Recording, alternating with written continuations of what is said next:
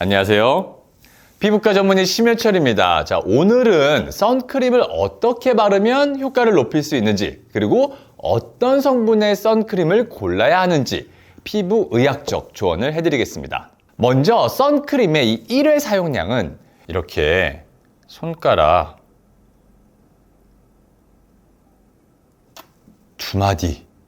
2마디인데요. 자, 생각보다 굉장히 많죠.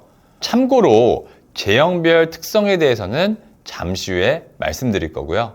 이 양을 기준으로 이거보다 양이 적다면 자외선 차단 효과가 당연히 떨어질 수밖에 없겠죠. 자, 반대로 지금 이 권장 사용량만큼 바르게 되면 얼굴이 막 가습기 화장한 사람처럼 백탁 현상이 심하게 발생됩니다. 자, 그래서 저는 이 선크림을 막 2마디에 집착하는 게 아니라 한 1에서 1.5마디 정도로 본인 얼굴에서 충분히 바르되 3-4시간마다 덧발라주는 것을 굉장히 강조를 합니다. 자, 바르는 순서는 우리가 보통 이 이마부터 시작을 하는 경우가 많죠. 이렇게 넓은 부위부터 이런 식으로 아래로 내려오면서 작은 부위들, 예를 들자면 귀 뒤나 아니면은 요 눈꺼풀 위, 그리고 입술 주변, 이 턱 라인, 목까지 이런 식으로 빠진 곳이 없게 발라주시는 것이 중요합니다.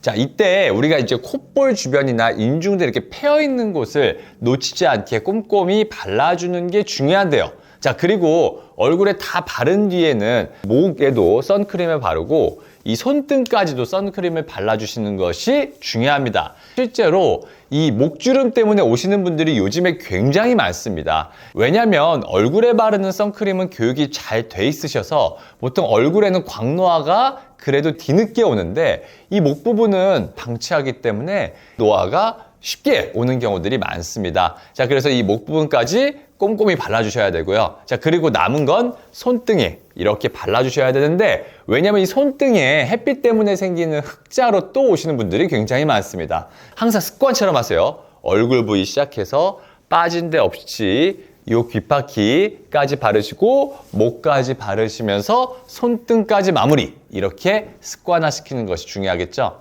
자, 추가적으로 우리가 반바지 입으실 때는 팔다리까지 같이 발라주는 것이 당연히 좋고요. 자, 그리고 선크림은 여러 겹 덧바르는 것이 지속력 유지에 좋습니다. 한 3-4시간마다, 그거보다 짧아도 좋거든요. 그렇게 덧바르라고 했었을 때 원장님 이거 지운 다음에 다시 바르면 안 돼요? 이러시는 분들이 계신데, 아니죠. 전에 발랐던 것을 첫 번째 층이라고 한다면 어느 정도 시간이 지난 다음에 한번 덧바르게 되면 물론 날아간 부분들도 있겠지만 두 번째 층이 생성이 되면서 자외선 차단에 더더욱 효과적이라고 할 수가 있는데요. 덧바를 땐 또 어떻게 해야 되냐? 일단 화장을 하신 분들은 아무래도 화장을 한 부위 위에 선크림을 바르게 되면 굉장히 이질적이겠죠. 자, 이럴 때는 요즘에 파운데이션, 쿠션 이런 것들에도 SPF나 PA라고 적혀져 있는 것들이 사실 대부분입니다. 즉 자외선 차단 성분이 포함되어 있다는 얘기죠. 이러한 쿠션이나 파운데이션을 그 위에 덧바르시는 것이 중요하겠죠. 반대로 화장을 안 하시는 분들은 나오기 전에 발랐던 이 선크림을 밖에 나와서도 또 쓰는 게 균일하게 유지되는 데는 좋을 수 있지만, 오염된 손으로 또 화장실에 가서 닦아가지고 선크림 짜서 이렇게 하는 게 부담스러운 분이시라면 선스틱이나 선쿠션 등을 활용하시는 것이 좋습니다. 자, 그래서 어떤 선크림을 골라야 하나? 일단 선크림을 고를 때 가장 고민되는 건 자외선 차단 지수의 선택입니다. 이건 보통 우리 SPF라고 적혀 있는 거 많이 보셨죠? Sun Protection Factor와 옆에 PA라고 적혀져 있는 것도 보셨을 겁니다. 자, PA가 뭐냐면 Protection Grade of UVA로 표기되는데요. 자, 여기서 이제 UVA와 UVB가 뭐냐? 각각 울트라바이올렛 A와 울트라바이올렛 B의 약자로 이 자외선이 A, B, C 이런 식으로 나뉘거든요. 자, 이 자외선 A는 대기층을 통과해서 피부에 침투가 되는 파장이고, 경우에 따라서는 창문을 통과해서 실내에도 영향을 어느 정도 미칠 수가 있습니다. 자, 그리고 이 UVB는 대기층에서 대부분 흡수되지만 일부는 지표에 도달되는 파장으로서 파장이 짧은데 굉장히 강한 에너지라고 표현할 수가 있겠습니다. 그러니까 UVA는 지속적인 피부 노화나 주름살, 색소 침착을 유발한다고 한다면 UVB는 피부 화상이나 피부암을 유발하기 때문에 적절하게 이 UVA와 UVB를 차단할 수 있는 선크림을 선택을 하는 것이 중요하다라는 것입니다. 그럼 무조건 수치가 높은 걸 쓰면 되냐? 시중에 돌아다니는 제품들을 보면 대략적으로는 한 15, 30, 50, 이제 50 플러스 이렇게 보통 보이는데요. 자외선 차단율이 SPF 15가 한 93%, 30이 한 97%, 50 플러스가 이제 98% 이상인데 여기서 이제 한 30과 50이 자외선 차단율이 한 1에서 2% 정도 차이를 보입니다. 생각보다 크진 않죠.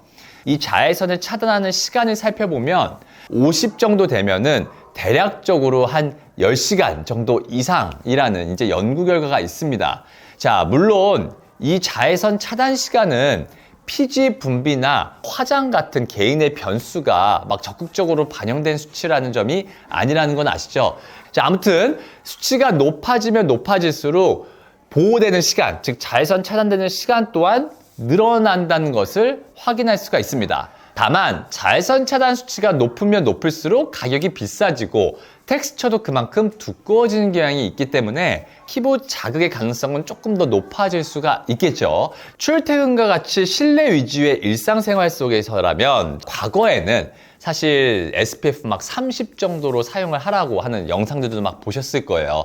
일반적인 마실 나가는 정도에서는 SPF가 높은 것을 고집할 필요가 없이 낮은 거를 쓰라고 좀 얘기를 했었었고, 요즘에는 이 화장품들이 굉장히 많이 개발됐습니다. 그렇기 때문에 꼭 그게 맞는 말이라고 보기는 좀 어렵긴 합니다. 추가적으로 이 선크림에 보면 SPF 옆에 PA라고 적혀 있죠. 자, 이 PA의 경우에는 우리 마치 한우 툭불처럼 이 플러스 형태로 수치를 나타내는데요. 자, 이 플러스는 하나당 효과가 한 2배 정도 상승한다고 생각하시면 됩니다. PA 수치는 플러스 1 플러스부터 3 플러스까지가 일반적이고요. 요즘에는 4 플러스인 제품들도 출시가 되고 있습니다. 다만 이 PA도 당연히 이 플러스가 많아지면 많아질수록 자외선 차단율이 높은 거겠죠. 그러니까 좀 텍스처가 무거워지고, 예전에는 특히 이제 끈적거리는 경우가 많았었는데요. 요즘에는 또 이 화장품들이 정말 많이 개발이 됐기 때문에 이 플러스가 막 3개나 4개 플러스여도 막상 써보시면 굉장히 발림성들이 좋은 것들이 있어요. 그렇기 때문에 SPF가 높으면서 PA가 많은데 본인에게 발림성이나 피부 자극감이나 끈적거림이나 이런 것들이 덜한 제품들을 찾는 것이 중요하겠죠. 자, 그럼 실내 활동이 많거나 날씨가 흐리다면 자외선 차단제를 안 써도 될까요? 틀린 말입니다. 흐린 날일수록 자외선 차단제를 더 꼼꼼히 바르셔야 하는데요. 자, 이유는 바로 broken cloud 현상 때문입니다. 자, 이 broken cloud 현상이란 햇빛이 이제 구름에 가려져서 시각적으로는 보이진 않지만 자외선 수치는 증가하는 현상을 말하는데요. 자, 이때 UVB 자외선 양이 최소한 25%에서 최대한 40%까지 높아진다는 연구 결과가 있습니다. 따라서 자외선 차단제는 일단 365일 매일 바른다고 생각하시는 것이 좋은데요. 자, 그럼 밖을 잘 안 나가시는 분들, 실내 생활을 많이 하시는 분들은 자외선 차단제를 안 발라도 될까요? 또 이것도 아닙니다. 자외선 중에 UVB는 유리를 투과하지는 못하는 경우가 많은데 UVA는 유리창까지 투과해서 실내에서 만약에 창가 쪽에 있다고 한다면 피부 노화나 색소 침착을 유발할 수가 있는데요. 우리가 가끔 이런 걱정을 하죠. 등이 너무 많아서 얼굴에 자외선 차단제 안 바르면 얼굴 막 타고 색소 침착되는 거 아니야? LED 등은 자외선이 노출된다고 할 수가 없습니다. 우리 예전에 형광등 있죠. 형광등은 미세하게나마 자외선을 발생을 시키긴 하는데 거리에 반비례하게 쭉쭉쭉 감소가 되기 때문에 그것까지는 너무 걱정하실 필요는 없습니다. 정리해드리자면 그냥 실내 공간에 대부분 있는 분들, 그냥 실내 등만 쬐시는 분들 같은 경우에는 특별히 선크림을 바를 필요는 없지만 창가 쪽에 있어서 햇빛에 의한 노출이 많으신 분들은 당연히 자외선 차단제를 잘 발라야 하겠고요. 또 그런 분들이라면 당연히 SPF 수치나 PA 수치까지 함께 살펴봐야 되겠죠. 자, 그래서 어떤 선크림을 선택하는 것이 좋냐? 자, 이건 성분과 이 차단 방식을 아셔야 합니다. 일단 자외선 차단은 물리적 방식과 화학적 방식이 존재합니다. 제 떠돌아다니는 짤들을 보시면 제가 이거에 대해서 설명을 굉장히 많이 했었죠. 물리적인 방식인 이 전자를 무기자차라고 얘기를 하고요. 이 화학적으로 차단하는 이 방법을 유기자차라고 하는데요.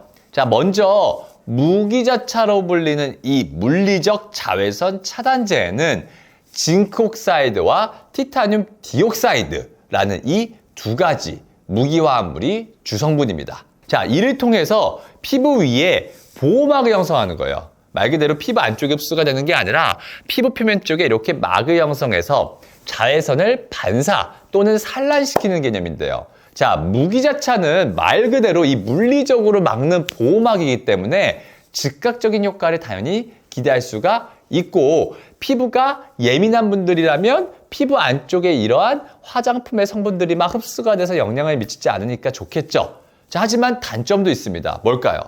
바르면 하얗게 뜨거나 백탁 현상이죠. 이런 것들이거나 발림성이 좀 안 좋을 수가 있겠죠. 자, 따라서 이 백탁 현상을 줄이기 위해서는 소량으로 짜서 여러 번 덧바르시는 것을 추천드립니다. 자, 그럼 다음으로 유기자차를 설명드리면, 이 무기자차의 장점이 유기자차의 단점이 되고, 무기자차의 단점이 유기자차의 장점이 될 수가 있습니다. 자, 유기자차는 화학적 자외선 차단 방식으로서 이 차단 성분이 피부에 흡수가 되는 거예요. 자, 일단 이 유기자차는요, 이 성분 자체가 되게 여러 개가 있습니다. 아까 말씀드렸던 무기자차처럼 두 가지만 있는 게 아니라 종류가 되게 다양하게 있어요. 자, 이러한 성분들이 피부 안에 흡수가 돼요. 이 안에 흡수된 유기자차의 성분이 자외선 에너지를 열 형태로 변환 및 배출시키는 겁니다. 자, 그러면 무기자차 때에 비해서는 당연히 발림성이 부드럽고, 왜 흡수가 되니까 백타 현상이 적다는 장점이 있지만 단점은 뭘까요? 아까 말씀드렸던 화학 성분의 종류가 여러 가지니까 피부가 예민한 분들은 알러지 현상을 나타낼 가능성도 높아지게 되고, 안에서 이 자외선을 열 에너지로 바뀐다고 그랬죠. 그러니까 피부 안쪽이 어떻게 될까요? 열감이 있을 수가 있기 때문에 피부에 홍조가 심한 분들 같은 경우에는 열감이 되게 심하게 느껴질 수가 있다는 단점이 있겠죠. 따라서 피부가 예민한 분들, 홍조가 있는 분들, 그러니까 저는 피부과에 내원하시는 분들은 당연히 무기자차를 쓰라고 제가 강력하게 말씀을 드리고요. 그러면 무기자차는 단점이 없냐? 아, 그건 아닙니다. 클렌징 할 때 이 무기자차는 굉장히 주의를 해야 되는데요. 그건 제가 뒤에 이어서 설명을 드릴 테니까 끝까지 영상 봐주시고요. 참고로 무기자차와 유기자차를 구분하는 방법으로는 이 성분 목록에 징크옥사이드나 티타늄 디옥사이드가 있다면 무기자차, 아보벤존, 옥시벤존 이런 등등이 있다라면 유기자차라고 생각하시면 됩니다. 자, 그리고 최근에는 이 혼합자차라고 해서 무기자차와 유기자차 성분을 혼합한 형태들이 나왔는데, 이제 이 무기자차의 단점이 백탁이나 발림성이라 말씀드렸잖아요. 이제 유기자차의 단점은 당연히 피부 자극이나 이런 것들이죠. 이제 이런 것들을 서로 이제 좀 보완을 하기 위해서 만들어졌다는 제품들도 있습니다. 다음으로 이 자외선 차단제의 제형별 장단점을 살펴보시면, 먼저 첫 번째로 이 선크림은 이렇게 쭉 짜면 나오는 크림 형태죠. 우리 아주 익숙한 형태. 장점으로는 당연히 밀착력이 좋고, 우리가 손으로 이렇게 짜서 이 손으로 이렇게 바르기 때문에 콧볼이나 이 얼굴의 굴곡 이런 부분들까지 꼼꼼하게 바를 수 있다는 게 장점입니다. 자, 또한 이 목과 이 팔 같은 넓은 부위도 이렇게 크림으로 쭉 짜서 이렇게 쉽게 바를 수가 있기 때문에 차단제 중에 가장 많이 사용되는 방식이긴 한데요. 자, 대신 선크림, 크림이죠. 이 베이스 성분들에 따라서 유분기가 많은 경우들도 있을 수가 있겠죠. 자, 그럼 이 유분이 피지 발달이 많은 사람의 경우에는 모공을 막고 트러블이 생길 수도 있다는 단점도 있습니다. 다음으로는 이 선스틱은 이렇게 막대형, 이런 막대형 차단제를 말합니다. 여기 안에 립밤처럼 이렇게 고체 차단제가 들어가 있고요. 자, 이걸 얼굴에 대고 이렇게 문지르는 방식입니다. 자, 선스틱의 장점은 우리가 이렇게 손에 묻히지 않고 이 상태에서 그대로 이렇게 묻힐 수가 있어서 야외 활동 중에도 쉽게 바를 수 있다는 장점이 있는데요. 대신 차단제가 이게 무색이잖아요. 그렇기 때문에 바른 뒤에도 이렇게 바른 다음에 바른 뒤에도 발라진 부분과 안 발라진 부분이 정확하게 확인이 어렵다는 이러한 단점이 있습니다. 또한 아무래도 이렇게 딱풀처럼 돼 있기 때문에 얼굴 굴곡등이 이렇게 있다고 쳐보면 이렇게 바를 때 이 사이사이까지 이렇게 발라지는 것들은 좀 어렵다는 단점이 있을 수가 있겠죠. 자, 세 번째 제형으로는 이 선 쿠션이 있는데요. 쿠션에 담긴 차단제를 요 에어퍼프로 이렇게 두들겨서 바르는 방식인데요. 자, 퍼프로 바르기 때문에 스틱 대비 좀 더 꼼꼼히 바를 수가 있겠죠. 이런 식으로 꼼꼼히 바를 수가 있다는 장점이 있지만, 자, 근데 크림 대비로는 발라지는 두께가 좀 얇다라는 단점이 있겠습니다. 자, 그만큼 차단 효과가 아무래도 선크림에 비해서는 조금 떨어질 수가 있겠죠. 자, 마지막으로는 이 선스프레이 경우에는 작은 입자화된 이 차단제를 미스트처럼 얼굴에 이렇게 뿌리는 방식인데요. 우리가 빠르게 바를 수 있죠. 칙 이렇게 빠르게 할 수 있기 때문에 이러한 장점은 있지만 뿌릴 때 입자가 안개처럼 이렇게 흩어지면서 차단제가 묻은 부분보다 안 묻은 부분이 더 많을 수도 있고요. 안 묻은 부분만 부분적으로 타서 이 피부가 얼룩덜룩하게 탈 수가 있습니다. 자, 이 자외선 차단제별 효과 실험은 제가 이 위쪽 링크를 올려놨으니까 제 영상 참고해 주시고요. 자, 그래서 이 선크림을 바르고 난 뒤에 이중 세안을 해야 될까요? 말까요? 선크림을 바르고 보통 메이크업을 하죠. 파운데이션이나 쿠션이나 컨실러 같은 성분에는 뭐 아이언 옥사이드나 이러한 물질들이 모공 안쪽을 좀 더 꽉꽉 막히게 되고 단일 세안으로는 잘 안 닦일 수 있기 때문에 클렌징 오일을 사용을 해서 이중 세안을 해야 됩니다. 자, 근데 만약에 선크림만 사용하셨다면, 자, 이거 어떻게 해야 될까요?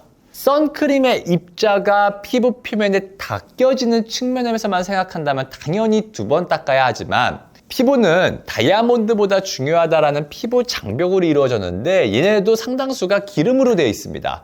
자, 그러니까 우리가 계속 기름을 닦아내는 애로 매일마다 이중 세안을 하게 된다면 어떻게 될까요? 피부 장벽도 손상받을 수가 있겠죠. 자, 그래서 제가 항상 강조하는 게 선크림만 사용하셨다면 폼 클렌징으로 단일 세안으로 닦여질 수 있게 해야 된다라고 합니다. 자, 그럼 여기서 중요한 포인트는 뭐냐면 단일 세안으로 닦여질 수 있을 만한 선크림을 사용하는 게 중요하겠죠. 예를 들자면 너무 두껍고 너무 끈끈한 제형을 사용한다기보다는 어느 정도 단일 세안으로 닦여질 수 있을 만한 선크림 제형을 선택을 해야 되겠고요. 폼 클렌저는 어떤 애를 사용하는 게 좋을까요? 약 알칼리성 폼 클렌저를 사용하는 게 좋겠죠. 왜냐하면 약산성을 쓰게 되는 경우에는 선블럭의 입자를 닦아내는 능력이 떨어질 수밖에 없기 때문에 선크림이나 메이크업을 했었을 때는 약 알칼리성 세안제로 제가 클렌징하는 것을 강조를 합니다. 특히나 선크림 중에서 무기질적 선크림을 썼을 경우에는 당연히 약 알칼리성 폼 클렌저를 사용하는 것이 더 필요할 것입니다. 자, 그럼 여기서 질문이 나올 수가 있습니다. BB, CC 이렇게 좀 커버력이 있는 선크림을 사용했었을 때는 단일 세안을 해야 될까요? 이중 세안을 해야 될까요? 저한테 굉장히 많이 나오는 질문 중에 하나인데, 사실은 이런 BB나 CC 크림 같은 경우에는 단일 세안으로는 성분들이 잘 안 지워지고 모공에 껴있는 경우들이 굉장히 많습니다.